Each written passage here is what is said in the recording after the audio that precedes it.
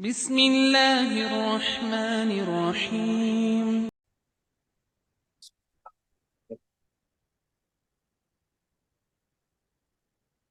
السلام عليكم ورحمة الله وبركاته.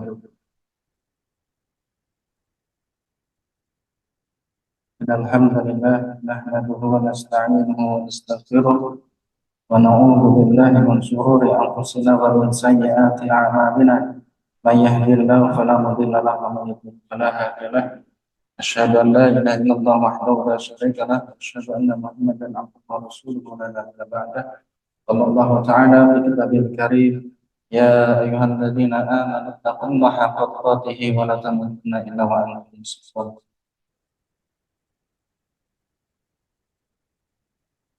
أما بعد،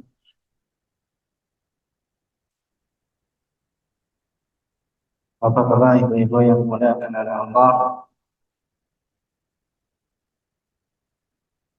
kita melanjutkan pada pertemuan yang telah lalu, yaitu pembahasan tentang kitab Dhawabitur Riba. Dhawabitur Riba, yaitu kitab tentang membahas khusus tentang masalah riba. Bapak Ibu yang dimuliakan oleh Allah, kemarin kita membahas yaitu tentang ilmu yang paling bisa mendekatkan diri kepada Allah, yaitu ilmu tentang ilmu-ilmu sunnah. Dikatakan di dalam kitab, wa min a'lan nawafil illam yakun a'laha, dan termasuk sunnah yang paling tinggi, bahkan tidak ada yang lebih tinggi darinya. Tidak ada yang lebih tinggi darinya. A'laha, yaitu talabul ilm, menuntut ilmu. Maka menuntut ilmu termasuk sebab yang menghantarkan ila mahabbatillahi subhanahu wa ta'ala, menghantarkan kecintaan terhadap Allah subhanahu wa ta'ala, lil abdi, kepada hamba. Wa hadha wa sya'nun azim, dan ini merupakan perkara yang agung. Fakama yaqulul ulama, bahkan sebagaimana yang dikatakan oleh para ulama, laisa sya'nu an tuhibba, lakin asy-sya'nu lakin asy-sya'nu an tuhabba. Sebagaimana yang dikatakan oleh para ulama, bukanlah perkara agar engkau itu mencintai, akan tetapi perkara agar engkau dicintai. Kemarin kita telah membahas ini,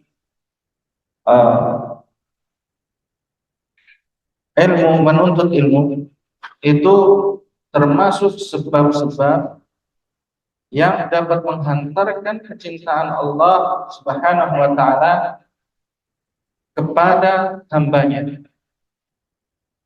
Dan ini menuntut ilmu merupakan perkara yang agung. Sebagaimana ulama berkata, karena perkara bagaimana untuk kita mencintai Allah, agar kita mencintai. Akan tetapi ini adalah perkara bagaimana kita dicintai.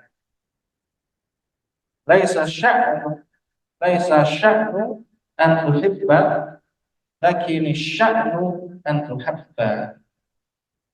Bukan perkara untuk dicintai, bukan perkara untuk mencintai, akan tetapi perkara bagaimana kita dicintai oleh Allah Subhanahu wa ta'ala. Kita kemarin ada yang kita bisa kasih contoh ya. Ada apa namanya? Ini Arab, syair Arab, tapi kita artikan aja, yaitu banyak orang yang mencintai Laila, akan tetapi Laila tidak mencintai setiap orang yang mencintai Laila. Begitu juga Allah. Allah itu setiap orang boleh kita bilang mencintai Allah. Kita cinta kepada Allah, tapi Allah belum tentu mencintai kita. Kenapa? Karena Allah itu mencintai hambanya jika hambanya melakukan sesuatu yang Allah perintahkan. Dan Allah lebih mencintai jika kita melakukan perbuatan yaitu menuntut ilmu. Maka Allah lebih cinta kepada kita. Bapak Ibu yang dimuliakan oleh Allah, Syekh melanjutkan faminal umuri al-'azimati faminal umuri al-'azimati allati tuaddi ila an yuhabba Allahu 'abdahu. Maka termasuk perkara yang agung. Faminal umuri al-'azimati allati tuaddi ila an yuhibballahu 'abdahu. Maka perkara yang termasuk perkara yang agung yang menghantarkan kecintaan, menghantarkan agar Allah itu mencintai hambanya, yaitu talabul ilm, menuntut ilmu. Wa qad dhahaba jam'u min ahli ilm ila an 'azama an-nawafil talabul ilm. Ya. Sekelompok dari ulama berpendapat bahwa sunnah yang agung itu adalah menuntut ilmu. Fima laisa fardhon, bukan ilmu-ilmu yang bersifat ilmu fardhu. Wa talabul ilm fima huwa fardhu, a'ni talabul ilmi alladhi huwa faridatun, yaitu menuntut ilmu di dalam apa yang fardu, yaitu ilmu-ilmu yang tentang faridah, tentang ilmu-ilmu wajib.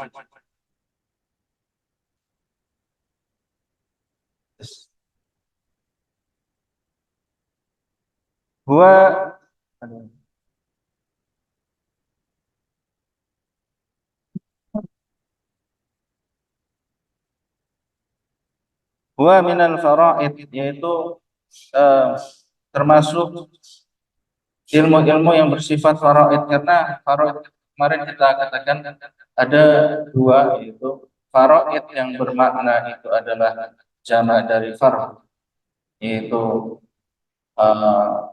kewajiban. Faraid yang kedua itu adalah tentang ilmu yang membahas tentang waris, itu juga disebut al-faraid. Lakin ma zada ala hadha fahuwa ra'sun nawafil 'inda jam'i ahli al-'ilm, li'anna an-nabiy sallallahu alaihi wasallam qala fadlul ilmi khairun min fadlil ibadah. Yani anna ziyadata fil ilmi khairun min ziyadati fil ibadah.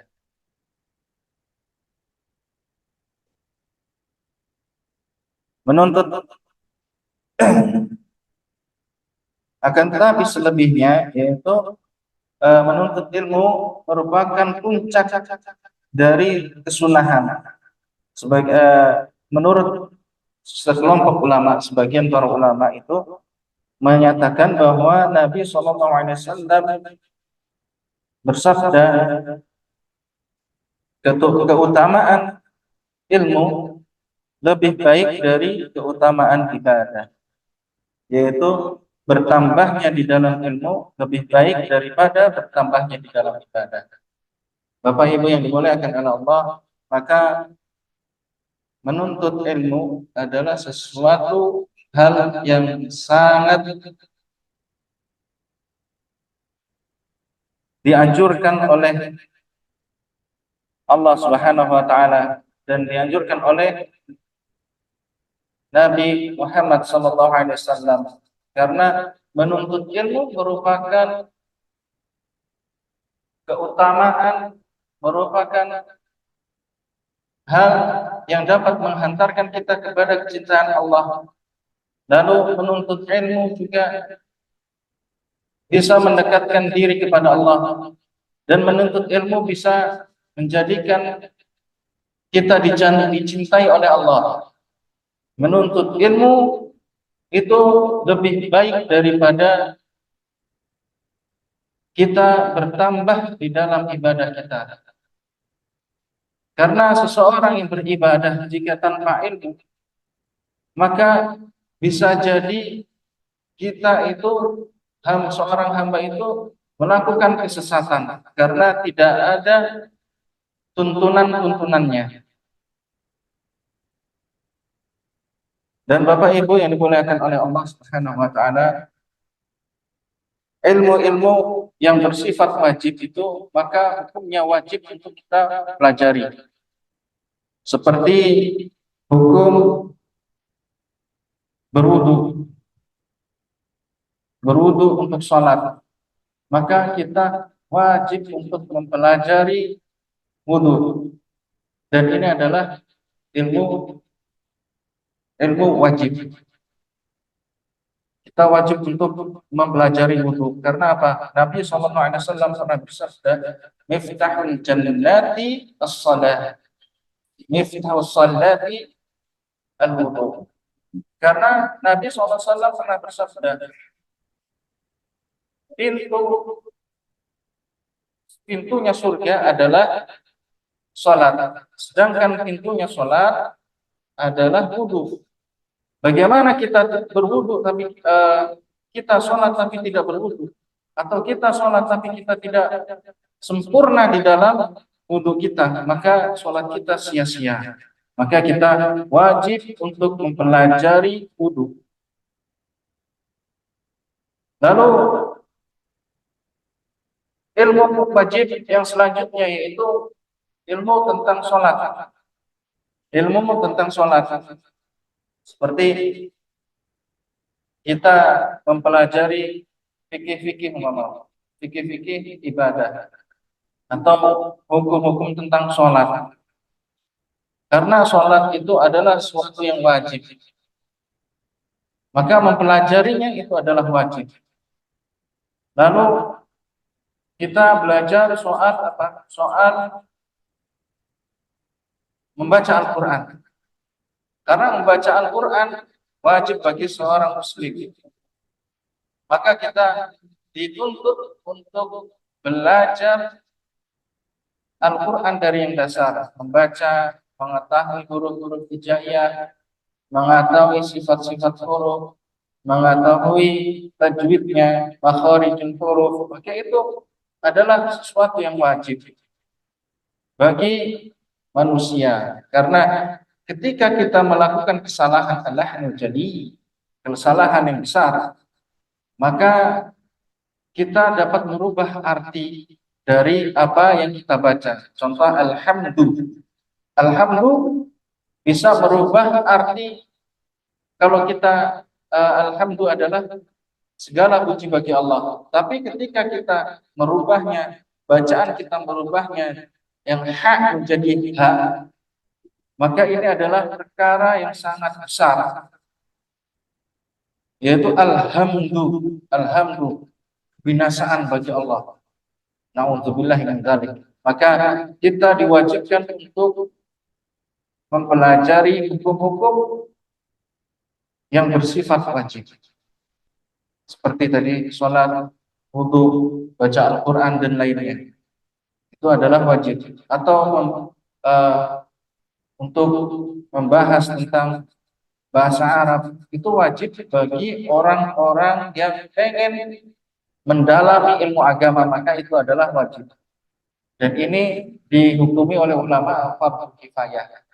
Jika di dalam suatu kampung sudah ada orang yang mempelajarinya, maka hukumnya sudah menjadi tidak wajib bagi orang lain dan wajib bagi orang-orang yang ingin memperdalam ilmu tentang agama. Ini adalah wajib untuk belajar bahasa Arab. Lalu yang selanjutnya itu tentang ilmu bin nawafil, ilmu ilmu apa namanya, yang bersifat sunnah. Nah, yang bersifat sunnah ini, ilmu-ilmu sifatnya sunnah ini yang ini yang oleh Allah itu sangat dicintai oleh Allah. Orang yang mempelajari tentang hal ini akan dicintai oleh Allah, menghantarkan kecintaan Allah kepada kita. Terkadang Bapak Ibu yang dimuliakan Allah, ilmu yang bersifat sunnah ini sering diremehkan oleh orang lain, sering diremehkan oleh orang-orang. Ketika contoh kecil saja, contoh kecil, ketika kita sedang sholat yang di dalamnya itu ada ayat sajadah. Ayat sajadah itu ketika kita membaca ayat lalu ada gambar seperti sajadah. Nah, itu disunnahkan, sangat dianjurkan untuk sujud tilawah. Nah, kebanyakan orang itu tidak memperhatikan ini. Ketika kita membaca ayat-ayat sajadah, kita tidak melakukan sujud tilawah. Ya. Karena ini adalah poin-poin tambahan.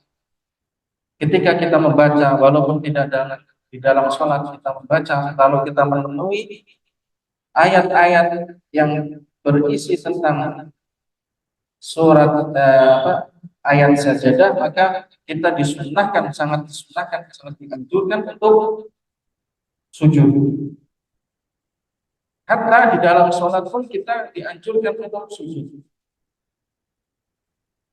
Ketika kita umpama, saya contohkan, umpama membaca wa idza quri'a 'alaihimul qur'an la yasjudun, maka kita disunahkan untuk sujud tilawah.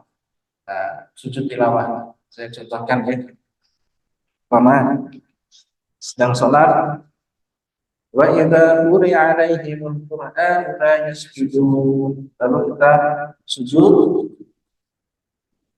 lalu membaca sajadahnya di dalam khalaqahu wa basarahu min hawlihi wa quwwatihi fatabarakallahu ahsanul khaliqin. Nah, ini langsung kita berdiri kembali dan meneruskan ayat balil ladzina kafaru yukadzibun, ya, langsung sampai akhir. Nah, setelah kita selesai membaca ayatnya, lalu kita langsung ruku.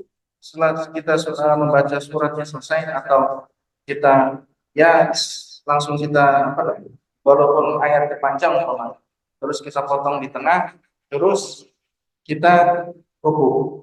Nah, ruku kita baca doa-doa ruku, langsung kita tidak, lalu kita sujud lagi. Nah, itu adalah tata cara tentang sujud tilawah. Itu sesuatu yang disunahkan oleh Nabi SAW, yaitu tentang sujud tilawah.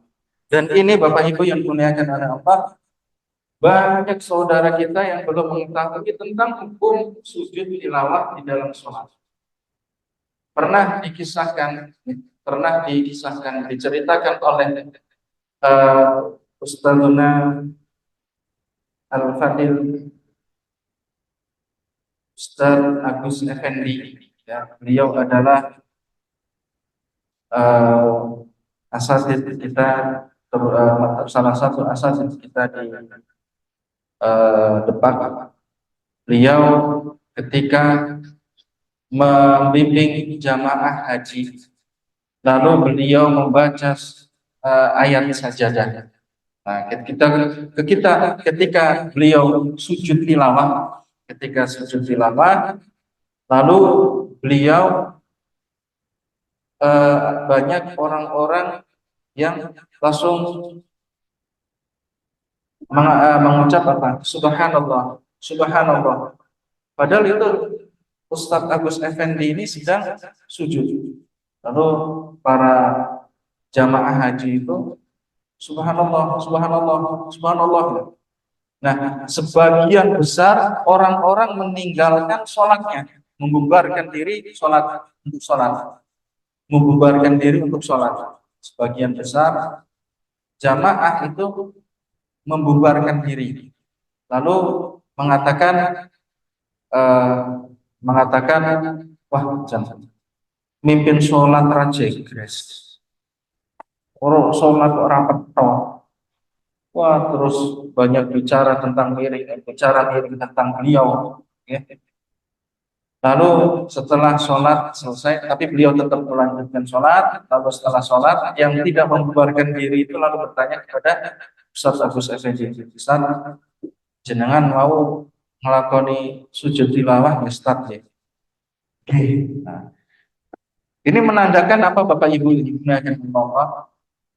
menandakan bahwa kita itu di masyarakat kita masih sangat asing tentang sujud tilawah. Ketika kita merasa asing, ketika orang-orang itu merasa asing, maka menyalahkan orang-orang yang sudah mempelajari tentang kesunahannya itu.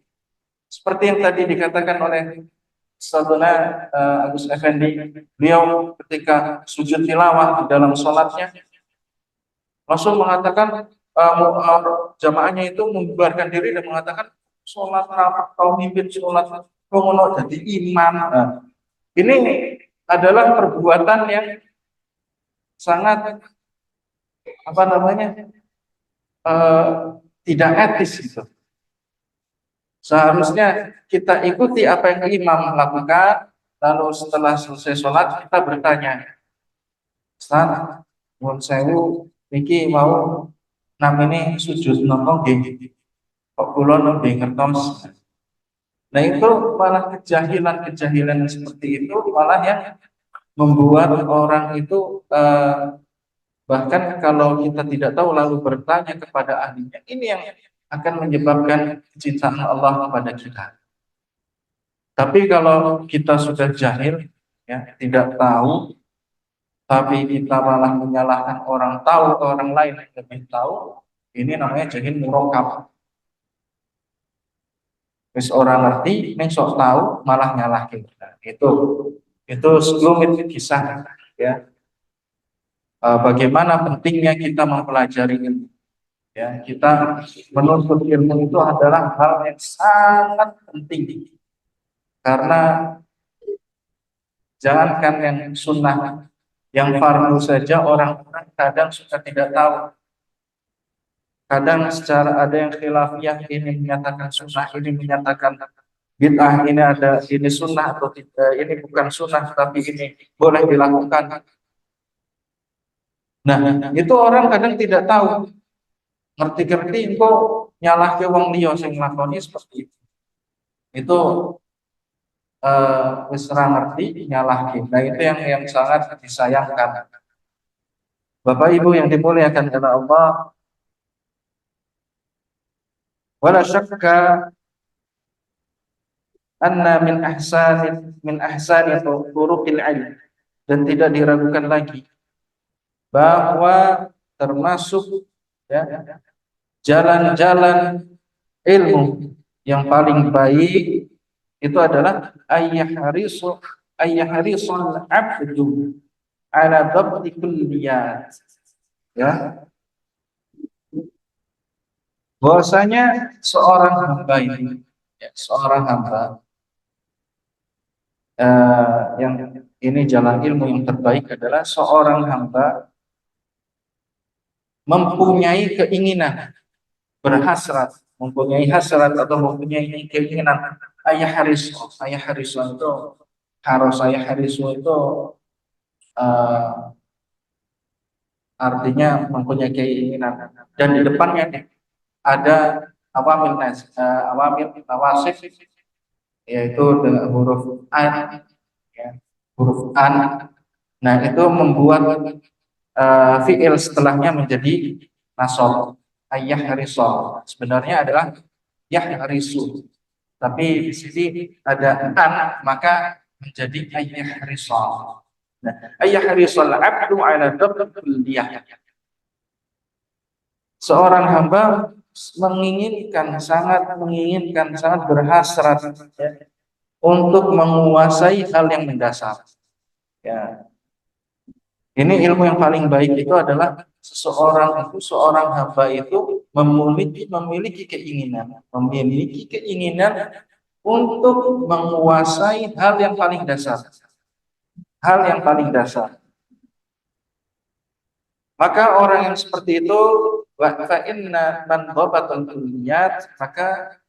orang yang telah menguasai, ya, hal yang mendasar itu istiqamat lahu juz'iyat.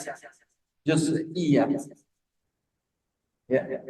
Maka orang tersebut pasti akan menguasai seluruh cabang-cabang ilmu. Nah, makanya di sini kita mempelajari hal yang paling dasar tentang dhawabitur riba, yaitu kalau ini adalah tentang pembahasan khusus tentang riba dari hal yang paling dasar, dari istilah riba atau nanti definisi riba, terus nanti contohnya. Ini adalah hal-hal yang paling dasar, yang kita harus ketahui.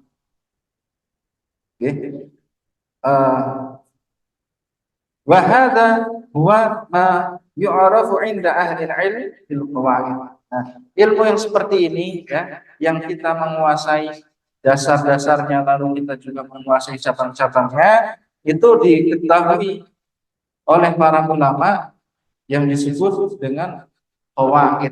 Nah, ilmu qawaid itu kalau ada qawaidul fiqhiyah, nah, itu berarti berisi tentang dari hal yang mendasar, tentang usulnya sampai ke fikih-fikihnya, ke cabang-cabangnya. Itu adalah qawaid.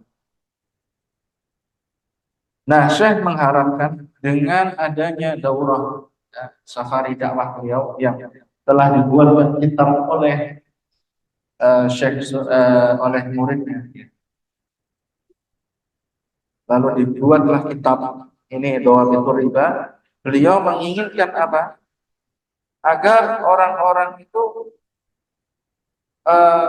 menguasai dinatbiqah al-mu'amalat fi usuliha kulliyah, untuk menguasai muamalah-muamalah beserta dasar-dasarnya secara global, secara menyeluruh. Jadi Syekh ini menginginkan jika nantinya orang-orang yang telah mempelajari tentang kitab Dhawabitur Riba ini, beliau menginginkan kita dapat menguasai muamalah-muamalah.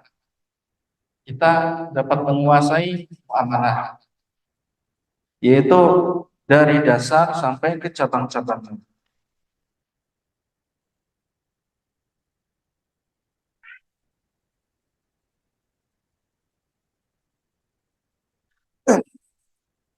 Bapak Ibu yang dimuliakan oleh Allah, Syekh Sulaiman Ruhaili juga mengatakan, ana takallamna an qawaid buyu', ya, bahwasanya Syekh ini berkata,